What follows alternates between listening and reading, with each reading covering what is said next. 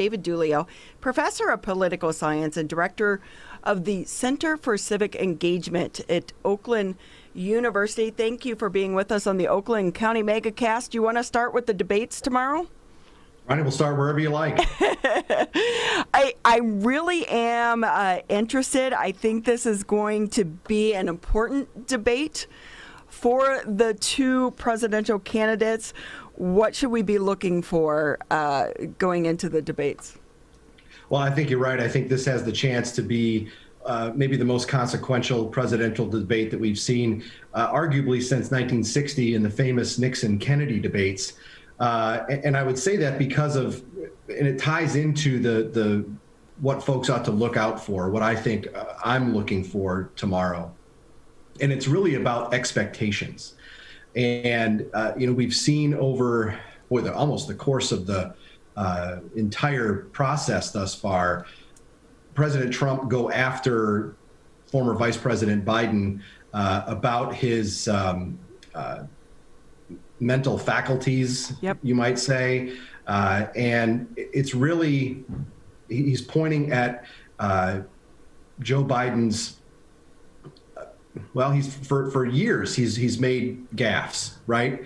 And that's really what President Trump has been pointing at as a possible downfall for the former vice president in a debate.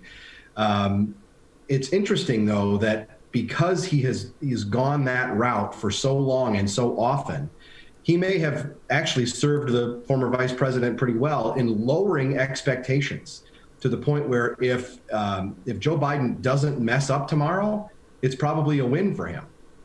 Wow, that's an interesting aspect that I hadn't thought about, because I think that's one thing people are saying is that COVID-19 and the lack of the harsh realities of the campaign trail and the longevity of the campaign trail has probably served Biden well going into this presidential election. But now today we had the big story coming out on the New York Times about Trump and his taxes. While it's been this is not a new issue. This goes back years about him not releasing his taxes, but now them coming out saying he isn't paying taxes, and now he has personal debt that is going to be owed, and if he's reelected, that bill could come due. So how do you think that's going to play into the debate tomorrow night? Well, it's interesting you say that, because we heard last week about half a dozen or so areas that the moderator for tomorrow, Chris Wallace from Fox News, had identified as those that he would cover. And this may change those priorities for him. We'll see how much attention is paid to this new report, which, as you note correctly, is really not a new report. It's an issue that's popped up again and again for Donald Trump. And even if we then merge into questions about Joe Biden's son Hunter and a Senate report that came out about his dealings in Ukraine while Biden was vice president, we'll see if we get into any of that tomorrow with the moderator. I would have to imagine he's going to bring up the story about the taxes, and Trump is likely to go back to his tried and true lines about it, which have worked enough for him in the past, talking about, he's smart that he takes every deduction that he's got coming. But how much of that is willing, how much the public is willing to accept of that this close to an election, I think is a good question. David Dulio with us. He's the director of the Center for Civic Engagement at Oakland University, also a professor of political science at Oakland University as well. On top of the election, another pervasive issue right now related to the presidency is, of course, the death of Ruth Bader Ginsburg and determining her successor on the U.S. Supreme Court. President Trump over the weekend nominating Amy Coney Barrett for that position, controversially, as before the previous election cycle, Barack Obama's nomination of Merrick Garland was all but blocked by Republicans in the Senate from going through that process. And this time around, the Republican Party hoping to fast track Barrett's appointment to the Supreme Court, while the Democratic Party is arguing what was argued against them 4 years ago, that this should wait for the next president to be elected. Neither side really taking the high road, saying where the Republicans could say, well, we didn't let this happen in 2016. We're going to let the election decide it in 2020. And the Democrats not going with what they said 4 years ago, where you're the president, you should be able to make this nomination. Where do you see this going? Is this nomination going to come to fruition because, of course, of the majority of the Republicans in the Senate and the critical nature of his position for their party? Or are we going to see this push on to the point where the clock expires and it is going to be determined by the next president, should it be Trump or Biden? Well, I think you hit the nail on the head, and I would just shorten that to say hypocrisy abounds on Capitol Hill right now. Oh, yeah. And everybody has switched sides. The folks that were arguing for a confirmation in 2016 are now arguing against it, and those that were against it are now for it, right? So it's darn near everybody has flip-flopped, save a few senators. Yeah, no surprise there, right? No, really. I mean, let's,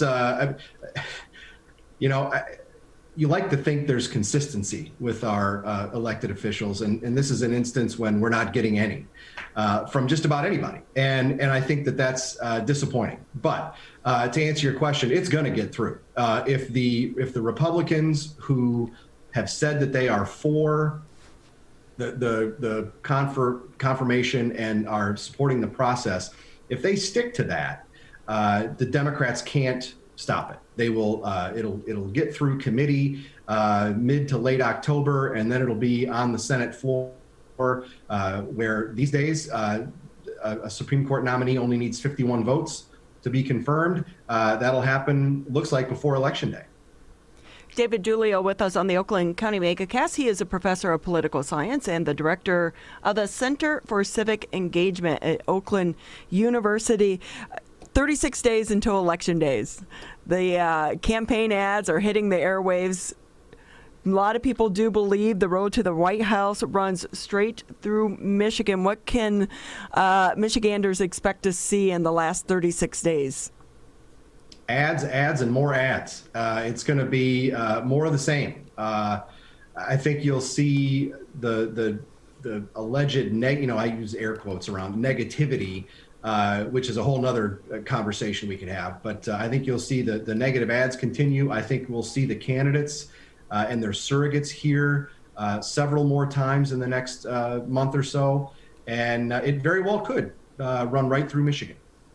Let's talk about the negativity, David Dulio, because it seems like in this election cycle particularly, we are seeing those ads that we are seeing nonstop, TV, radio, print, web, wherever it is, it could be at any given time.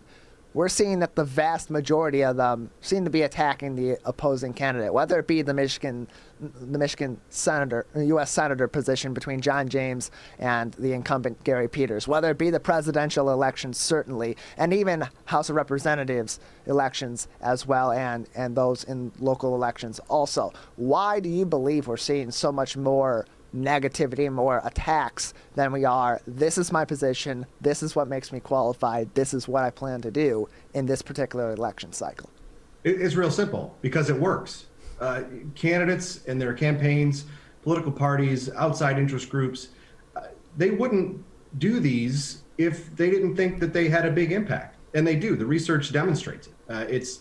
It is a proven, effective method of getting more votes than some other method. And I'd also say too, and I'm glad you brought up the topic, because I think we hear oftentimes that there's a common refrain every 2 years, 4 years, that this is the most negative campaign we've ever had. Oh my goodness, it's so terrible. Oh, democracy is crumbling.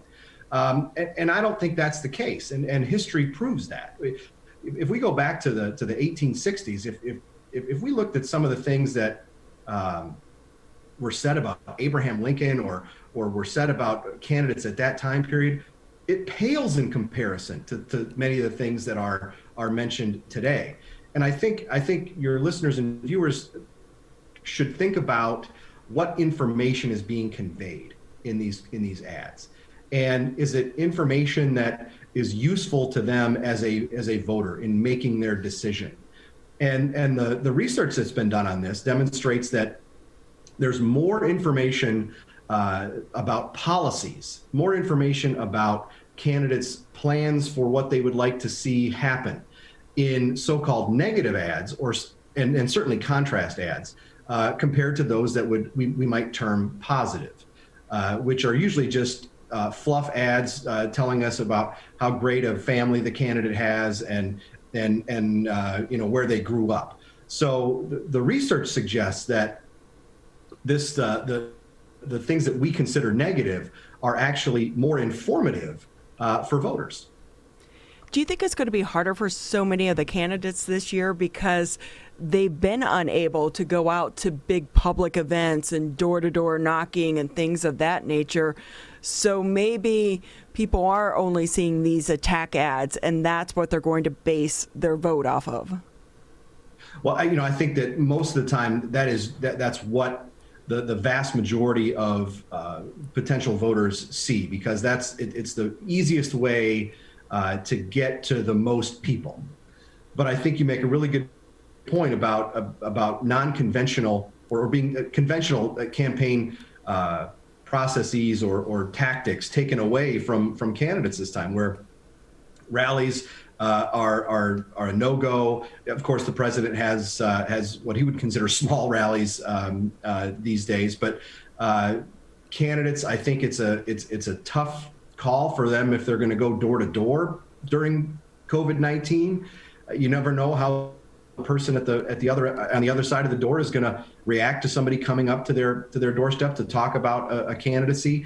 I think it's tougher to raise money for some candidates this time because they can't do it in ways that they would have normally done so with events and parties and those sorts of things.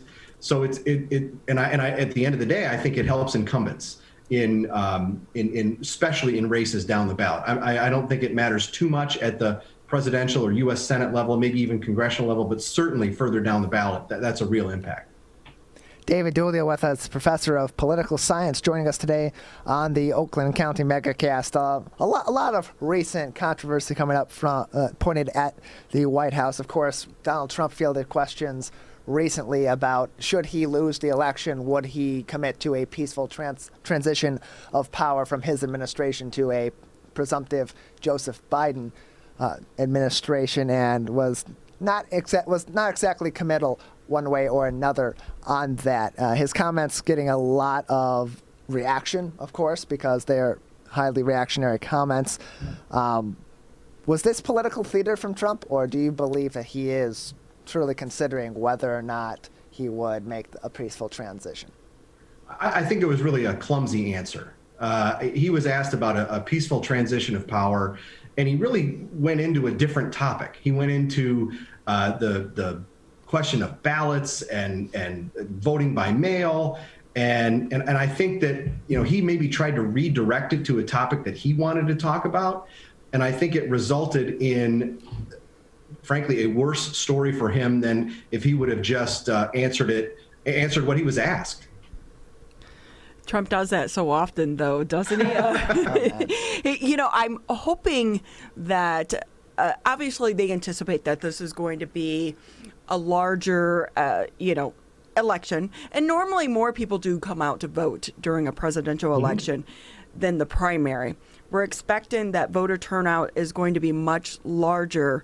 I would hope that COVID-19 has at least tried to emphasize how important our local and state elections are, because one thing we've seen throughout this crisis, they are really the ones making the day-to-day decisions for all of us.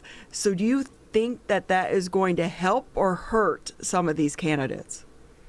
Well, you're exactly right that we see a surge in turnout in presidential years, certainly compared to primary elections, and even in contrast to midterm elections like we just had in 2018. Our turnout in 2016 here in Michigan was 63% or so, which is pretty high. But let's flip that around and say that That still means, more than 35% of the public said, to heck with it. I'm not going to participate. And I think when you even add to that, you asked about those races down the ballot. I think there's a case to be made that those are actually more important elections than those at the top of the ticket, because, as you say, they are the ones that are affecting citizens' daily lives in a very immediate and personal way. The who's on your city council, think about school board this time around, right? In the era of COVID-19, school boards have been making incredibly important decisions, and those are the ones that, as we said, come down the ballot. And there's always fall off from the top of the ticket to the last race on the back of your ballot, right? And I think, unfortunately, maybe folks don't think they have enough information about city council, township supervisor, what have you, to make those decisions, in part because there's so much information coming at folks in elections like this one, when we've got a presidential race, we've got a competitive U.S. Senate race. And those really do sort of suck up the oxygen and make it difficult for candidates down the ballot to get their message out. Yeah. I think, if anything, this election is going to teach so much of us. Do your research, do your homework, print out that sample ballot before you actually, check that box, do a little bit of homework. We have to pretty much wrap it up here with you, but we could talk to you all day long. But before we go, I love what you guys are doing over at the Center for Civic Engagement. I know we've talked about it in the past.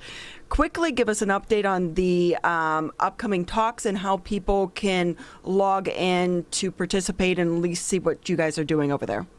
Sure. Thanks for the opportunity. We've got two big things coming up in October. One about civility in politics, featuring Nolan Finley from the Detroit News and Stephen Henderson from Detroit Public TV and radio. They're going to talk about their relationship, even though that they disagree politically on just about everything. But they maintain this wonderful friendship. And I think that they do a really nice job of modeling the behavior that I think we want to see more from people who disagree. I'd also note that we've got something on October 12th. The thing on civility with Nolan and Stephen is October 6th. On October 12th, we're going to have a virtual talk from a guy named Stan Greenberg.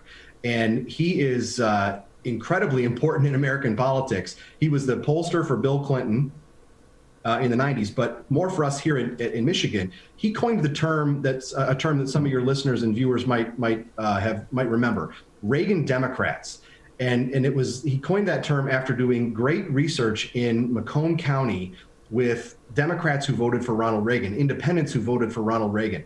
He's going to do this talk for us on the politics of Macomb County. It's going to be fascinating. Viewers and listeners can find all of our stuff on Facebook. We are at OUCCE. If they look that up, they'll find all our stuff, and we'd love to have them participate. Thank you so much, as always, for being with us. David Dulio, Professor of Political Science and Director of the Center for Civic Engagement, Oakland University. I am definitely going to be logging on to those talks as well.